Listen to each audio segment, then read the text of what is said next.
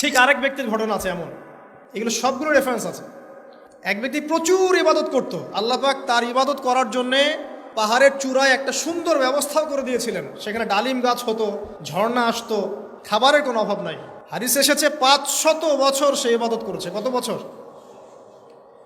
কিয়ামতের মাঠে এই ব্যক্তির অবস্থা এমন হবে, তাকে জান্নাতে প্রবেশ করানোর জন্য নিয়ে যেতে বলা হবে যাও আমার রহমতে জান্নাতে চলে যাও। আল্লাহ পাক তাকে এই কথাটা বলবেন, কিন্তু এই ব্যক্তি বলবে আমার আমলের কারণে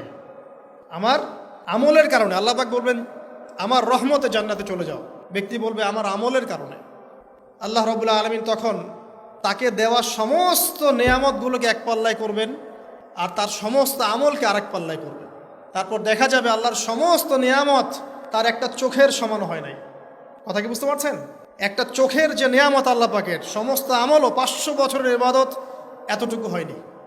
তারপর তাকে বলা হবে ওকে জাহান্নামে নিয়ে যাও।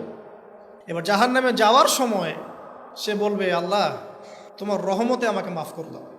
তখন আল্লাহ পাক তাকে আবার ডেকে নিয়ে আসবে, বলবেন যে তোমাকে যে আমি ইবাদত করার জায়গা করে দিয়েছিলাম, এটা কি তুমি নিজে করেছো না আমি করেছি? সে বলবে আপনি করেছেন। তোমাকে যে আমি সৃষ্টি করেছিলাম তখন কি তুমি কোনো আমল করেছিলে? বলবে না। তাহলে তোমাকে যে সৃষ্টি করেছি আমি, এটা কি তোমার আমলের কারণে? না। তোমাকে সারা দুনিয়াতে এত নিয়ামত দিয়েছি, এটা কি তোমার আমলের কারণে? সে বলবে না। তখন তাকে জান্নাতে প্রবেশ করানো হবে।